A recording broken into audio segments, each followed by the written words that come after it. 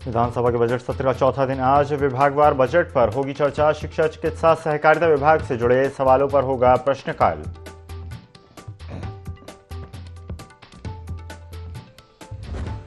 दिल्ली में Uttarakhand BJP core group की बैठक। लोकसभा चुनाव के प्रत्याशियों पर हुआ मंथन। बैठक में गृह मंत्री अमित शाह, अध्यक्ष जेपी नड्डा के साथ सीएम धामी और महेंद्र भट्ट भी शामिल।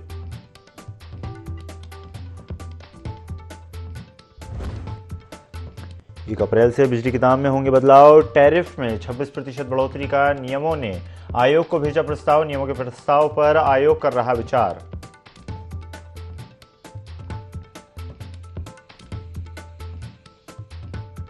हल्द्वानी पहुंचे केंद्रीय राज्य मंत्री अजय भट्ट। कहा, जल्द शुरू होगा जमरानी बांध परियोजना का निर्माण। पीएम मोदी से बांध के शिलान्यास का किया आग्रह।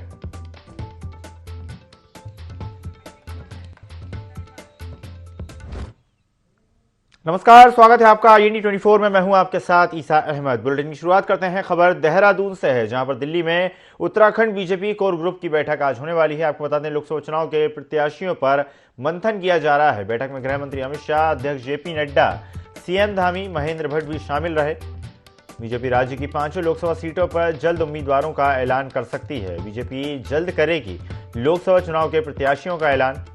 तो भारतीय जनता पार्टी में मंथन लगातार जारी रहा और अब प्रत्याशियों के नामों के ऐलान का सबको इंतजार है। तो इस बार जिस तरह से कयास लगाए जा रहे हैं कि पूरे देश में भारतीय जनता पार्टी एक बार फिर नए चेहरों पर दांव लगा सकती है। पुराने सांसदों को इस बार दरकिनार करते हुए नए लोगों को मौका दिया जा सकता है। उसके साथ ही महिलाओं पर भारतीय जनता पार्टी का खास फोकस है। महिलाओं को टिकट वितरण में भी प्राथमिकता दी जा सकती है। तो सूत्रों के हवाले से खबर आपको बता रहे हैं कि इस बार नए चेहरों पर भारतीय जनता पार्टी दांव लगा सकती है। लोकसभा में नए चेहरे इस बार देखने को मिल सकते हैं।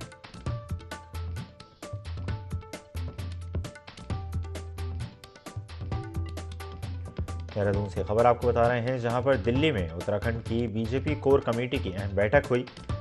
लोकसभा चुनाव के प्रत्याशियों पर मंथन किया गया। बैठक में गृह मंत्री अमित शाह, जेपी नड्डा, सीएम धामी, महेंद्र भट्ट भी शामिल रहे। बीजेपी राज्य की 5 लोकसभा सीटों पर जल्द ही उम्मीदवारों का ऐलान कर सकती है। तो बीजेपी जल्द ही लोकसभा चुनाव में प्रत्याशियों का ऐलान कर सकती है। देहरादून में ये खबर आपको बता रहे हैं, जहां पर दिल्ली में उत्तराखंड कोर ग्रुप की अहम बैठक हुई। लोकसभा चुनाव के प्रत्याशियों पर मंथन किया गया। बैठक में गृह मंत्री अमित शाह, अध्यक्ष जेपी नड्डा, सीएम धामी, महेंद्र भट्ट शामिल रहे। बीजेपी राज्यों की 5 लोकसभा सीटों पर जल्द उम्मीदवारों का ऐलान कर सकती है। तो भारतीय जनता पार्टी जल्द करेगी लोकसभा चुनाव के प्रत्याशियों का ऐलान। दिल्ली में उत्तराखंड बीजेपी कोर ग्रुप की अहम बैठक हुई। बैठक में प्रत्याशियों के नामों पर चर्चा की गई, विचार विमर्श किया गया, मंथन किया गया। और इस बार एक बड़ा लक्ष्य भारतीय जनता पार्टी ने निर्धारित किया है कि 370 सीटें भारतीय जनता पार्टी के खाते में आएंगी और साथ ही 400 सीटें एनडीए गठबंधन को मिले, ऐसा लक्ष्य भारतीय जनता पार्टी ने निर्धारित किया है। और इसी को मद्देनजर रखते हुए हर प्रदेश में सीटें बढ़ाने पर भारतीय जनता पार्टी का फोकस है। और बड़े लक्ष्य को पूरा करने के लिए भारतीय जनता पार्टी ने तैयारी भी उसी स्तर की है। तो लगातार मंथन का दौर जारी है, लगातार तैयारियों का सिलसिला जारी है।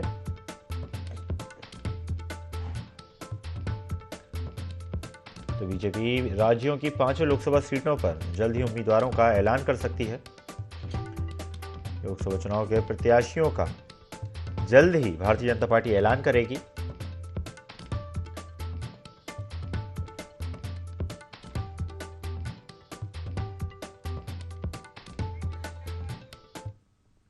खबर देहरादून से है, जहां पर दिल्ली में उत्तराखंड बीजेपी कोर ग्रुप की अहम बैठक हुई। लोकसभा चुनाव के प्रत्याशियों पर मंथन किया गया। बैठक में गृह मंत्री अमित शाह, अध्यक्ष जेपी नड्डा, सीएम धामी, महेंद्र भट्ट भी शामिल हुए। बीजेपी राज्य की 5 लोकसभा सीटों पर जल्द ही उम्मीदवारों का ऐलान कर सकती है। खबर पर ज्यादा जानकारी के लिए सहयोगी विनय सूद हमारे साथ जुड़ गए हैं। विनय, भारतीय जनता पार्टी लगातार मंथन करती नजर आ रही है, लगातार चर्चाओं का दौर जारी है और इस बार जिस तरह से कयास लगाए जा रहे हैं कि भारतीय जनता पार्टी नए लोगों पर दांव लगा सकती है, महिलाओं को टिकट वितरण में प्राथमिकता दी जा सकती है। जी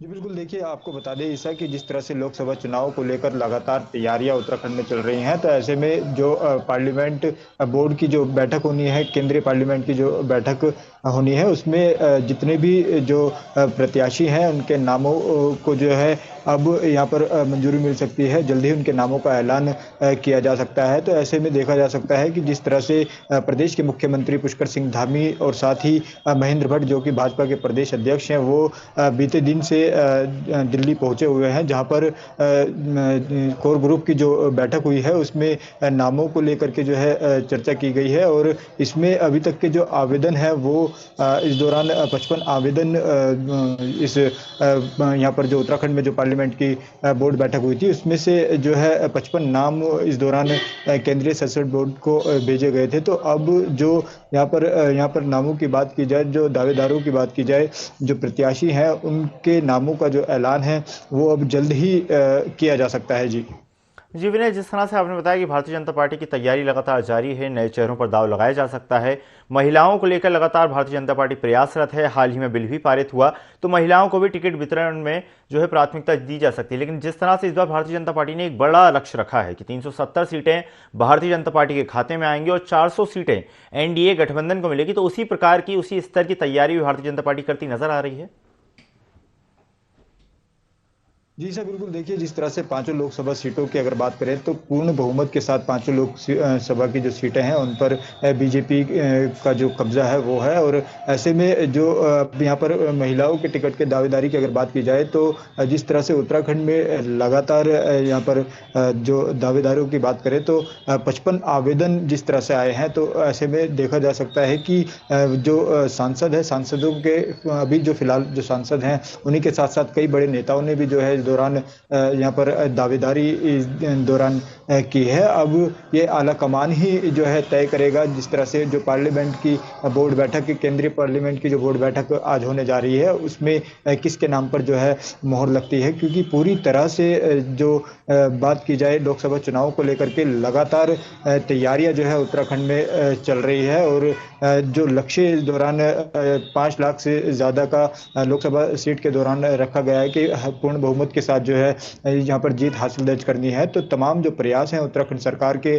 भाजपा के, तो वो लगातार यहाँ पर चल रहे हैं कि जो पांचों सीटें हैं, पांचों सीटों पर बहुमत के साथ, पूर्ण बहुमत के साथ जो है जीत दर्ज यहाँ पर की जाएगी। जी जी बिल्कुल विनय, तो माना जा सकता है कि भारतीय जनता पार्टी की तैयारी उसी स्तर की है जिस स्तर का लक्ष्य भारतीय जनता पार्टी ने निर्धारित किया है, और उसी क्रम में प्रत्येक कार्यकर्ता और नेता उसका कार्यकर्ता लगातार कार्य करता हुआ नजर आ रहा है। उसके साथ ही हर प्रदेश की लगभग हर लोकसभा सीट भारतीय जनता पार्टी के लिए काफी अहम इस चुनाव में होने वाली है। धन्यवाद विनय, जुड़ने के लिए और जानकारी साझा करने के लिए। बढ़ते हैं खबरों में आगे। उत्तराखंड विधानसभा बजट सत्र में विपक्ष के विधायकों ने सदन में सत्ता पक्ष को भ्रष्टाचार के मुद्दे पर जमकर घेरा। भ्रष्टाचार पर चर्चा के दौरान कांग्रेस ने उद्यान घोटाले, लोकायुक्त समेत कई मुद्दों को लेकर सरकार पर तीखे प्रहार किए। नेता प्रतिपक्ष यशपाल आर्य समेत सभी कांग्रेस विधायकों ने उद्यान विभाग में पिछले 4 साल से हो रहे घोटाले के मुख्य आरोपियों को बचाने का आरोप लगाया।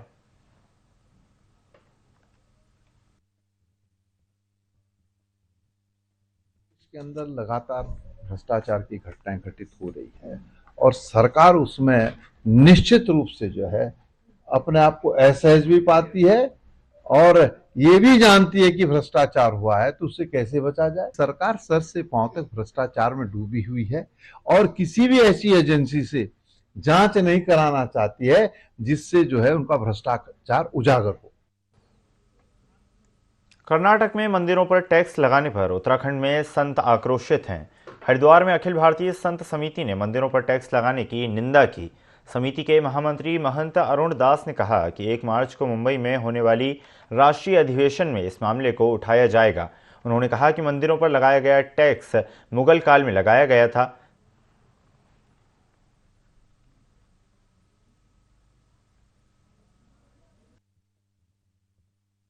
द्वारा कार्रवाई जहाँ भी शिकायत मिली, चाहे रामपुर राय घाटी का मामला हो, चाहे या नाम क्या नाम इस लक्सर केस पार का मामला हो, स्टोन क्रशर हो, जिन पे भी कोई भी अवैध सुनने मारा तो तुरंत हमारे द्वारा एसडीएम साहब द्वारा ज्वाइंट कार्रवाई करी जा रही है और सीजिंग करी जा रही है। पिछले हफ्ते हमने भंडारण भी सीज करे थे, वो भी खुले हैं और जो भी कोई भी शिकायत मिलेगी हम उस पर तुरंत संज्ञान ले रहे हैं। पेनल्टी निरूपित करेगी, प्लांट बीच बार बीच में सीज करेंगे।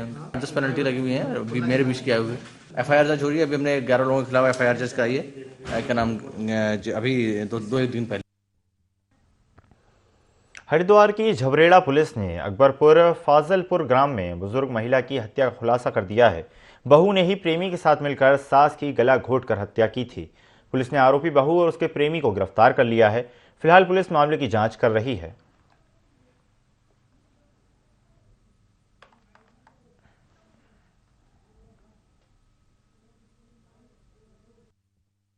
महिला जिसका नाम सावित्री है, उसकी मृत अवस्था में वो प्राप्त हुई थी, मिली थी।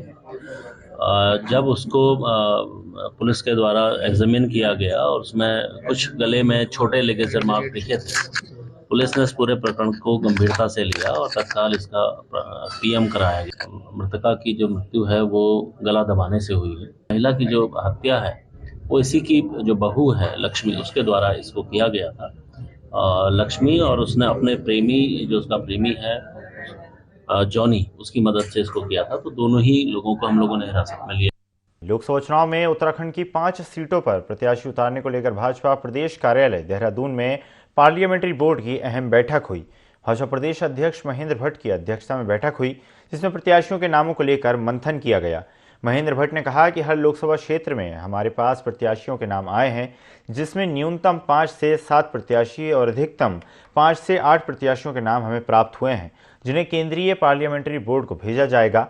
इसके बाद वहां से प्रत्याशियों के नामों की घोषणा की जाएगी।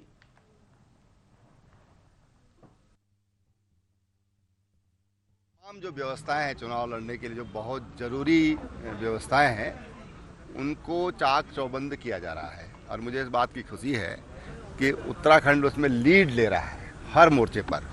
और यहाँ पर तमाम जो पार्टी ने जो कार्यक्रम निर्धारित किए थे, उनको समय पर और बहुत अच्छी तरह से पार्टी संगठन निभा रहा है। प्रदेश चुनाव समिति की बैठक थी। बैठक में हमारे चुनाव के प्रभारी दुष्यंत गौतम जी आए हुए थे। प्रदेश के मुख्यमंत्री, पूर्व मुख्यमंत्री, हमारे जो चुनाव समिति के सभी सदस्यों की उपस्थिति रही। हर लोकसभा क्षेत्र पर चर्चा हुई। हमने जो प्रेक्षक भेजे थे उनके द्वारा जो नाम आए, सब नाम प्रभावशाली नाम है और ये तय हुआ है कि सभी नामों का पैनल बनाकर हम कल सेंट्रल पार्लियामेंट्री बोर्ड को उसको भेज देंगे और सेंट्रल पार्लियामेंट्री बोर्ड के निर्णय के बाद ही प्रत्याशी विधिवत रूप से घोषित। गदरपुर पुलिस ने बड़ी कार्रवाई करते हुए एक युवक को बड़ी मात्रा में अवैध हथियार के साथ गिरफ्तार किया। इस मामले का खुलासा करते हुए SSP उधम सिंह नगर डॉक्टर मंजूनाथ ने कहा कि उत्तराखंड को भयमुक्त बनाने के लिए मुख्यमंत्री के निर्देश हैं और साथ ही चुनाव आयोग के भी निर्देश जारी किए गए हैं कि आगामी लोकसभा चुनाव के दृष्टिगत भयमुक्त मतदान हो। इसके लिए अवैध हथियार रखने और मादक पदार्थ का कारोबार करने वालों पर कार्रवाई की जा रही है। बेसिकली सोशल मीडिया पे लगातार हम लोगों का सर्वेलेंस बना रहता है और कोई भी इलीगल एक्ट या इलीगल वेपन के साथ यदि कोई सोशल मीडिया में वीडियो पोस्ट शेयर करता है तो उस पर हम लोग कड़ी कार्रवाई करते हैं। इसी क्रम में एक सूचना हमें मिली थी दिनेशपुर थाना क्षेत्र अंतर्गत, तो हम लोगों ने उसमें जो मुलजिम है उसको अरेस्ट कर लिया। उससे इलीगल वेपन भी हम लोगों ने बरामद किया है और साथ में उस पर आर्म्स एक्ट के अंतर्गत विधिक कार्रवाई की गई है। और इसमें मैसेज बिल्कुल क्लियर है कि सोशल मीडिया पे यदि कोई भी इलीगल एक्ट करते हुए या उसका एक्ट का वीडियो उसको पोस्ट करेगा तो उसके विरुद्ध कड़ी कार्रवाई की जाएगी।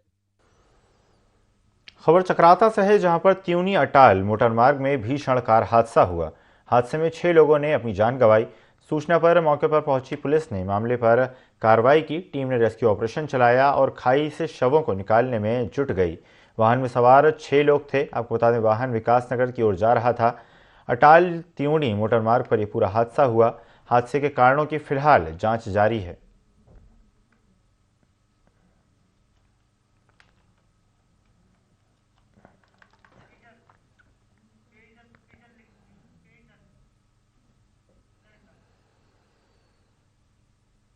विधानसभा बागेश्वर के नगरीय क्षेत्र और ग्रामीण क्षेत्र में व्याप्त पेयजल की समस्या से बागेश्वर वासियों को राहत मिलने वाली है। विधायक पार्वती दास का कहना है कि मंडल सेरा में पानी की टंकी लगभग बन गई है, जिससे नगरवासियों को पेयजल की समस्या से राहत मिलेगी। वहीं ग्रामीण क्षेत्र धूराफाट खरही पट्टी क्षेत्र में पानी की टंकी का काम मार्च तक पूरा होने वाला है।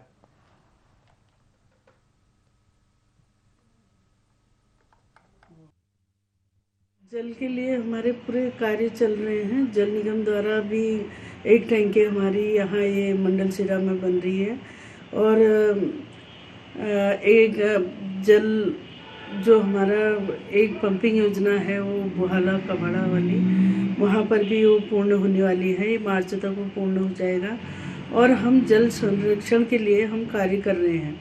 नौले धारे बचाने हैं हमने और जहाँ पर जल स्रोत हैं उस पर भी कार्य हम कर। जोशीमठ में बारिश और औली में बर्फबारी के बाद मौसम खुशगवार हो गया। इस सीजन का ये तीसरा स्नो स्कीइंग प्रशिक्षण भी औली की बर्फीली वादियों में शुरू हो गया है। सुबह से धूप खिली हुई है। मौसम साफ होने से नगरवासियों के साथ परीक्षार्थियों ने भी राहत की सांस ली है।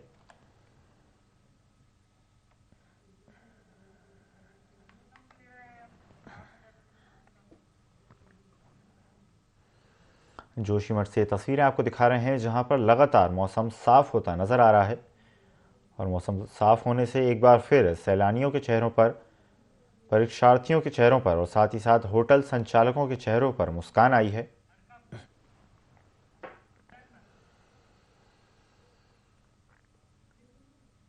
कार्बेट नेशनल पार्क में एक मादा बाघ की संदिग्ध परिस्थितियों में मौत हो गई।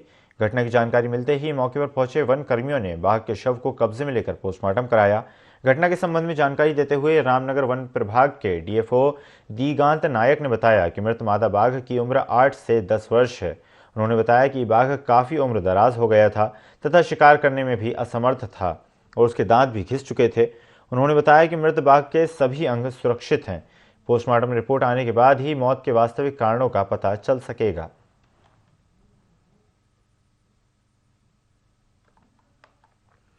रामनगर से ये तस्वीरें आपको दिखा रहे हैं जहां पर संदिग्ध परिस्थितियों में मादा बाघ की मौत हो गई।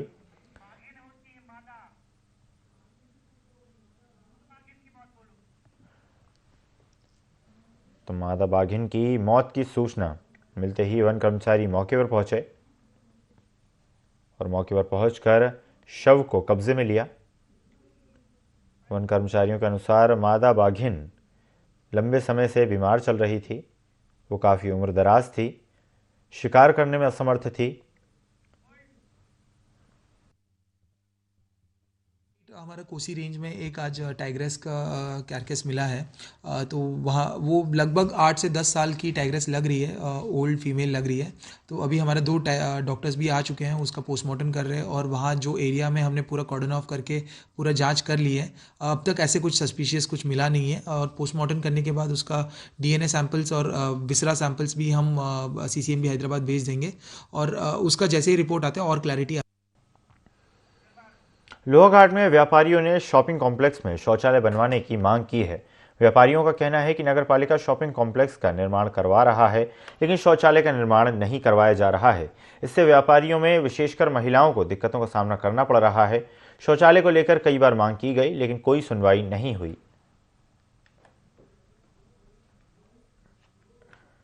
मांग है सर, अब ये किराया तो बढ़ा ही देते हैं। अभी ये इस महीने से अब देखो ये क्या कहते हैं, ये कूड़ा उड़े का भी कर रहे हैं। कूड़ा उड़ा ज़्यादा होता नहीं है, फिर भी दिक्कत ही होती है। बनाना चाहिए सर। लक्सर में आगामी मार्च को देखते हुए ऊर्जा निगम ने वसूली की रणनीति तैयार करना शुरू कर दी है। ऊर्जा निगम के ईई ने लक्सर की सभी तीनों सब डिवीजन के एई और जेई को वसूली के निर्देश दिए। आगामी 15 मार्च से पहले बड़े बकाया वाले लोगों से बिलों की वसूली करने या कनेक्शन काटकर आरसी की कार्रवाई शुरू करने के आदेश दिए गए।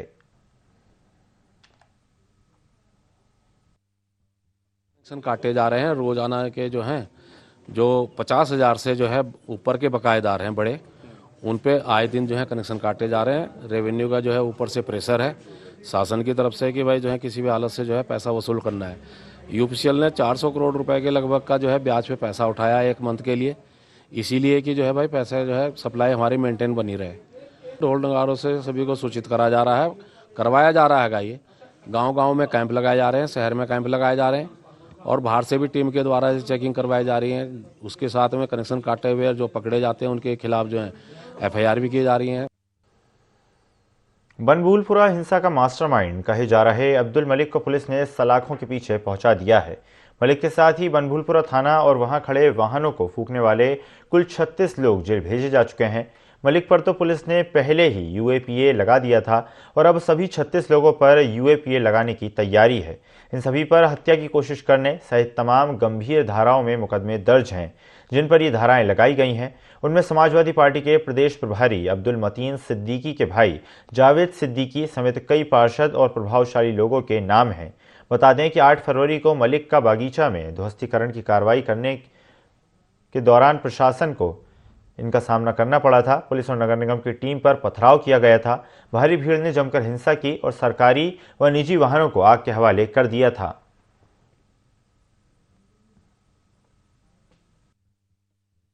एफआईआर ऑलरेडी हो रखी है, उसमें यूएपीए हमने सम्मिलित कर रखा है और अभियुक्त जो अब्दुल मलिक है वो पुलिस कस्टडी रिमांड में है।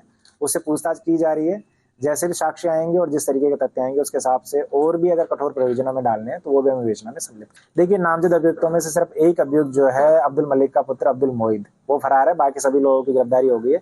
अब्दुल मोहिद की गिरफ्तारी भी हम जल्दी कर लेंगे। इस बुलेटिन में फिलहाल इतना ही। खबरों का सिलसिला लगातार जारी है। बने रहिए IND 24 के साथ। नमस्कार।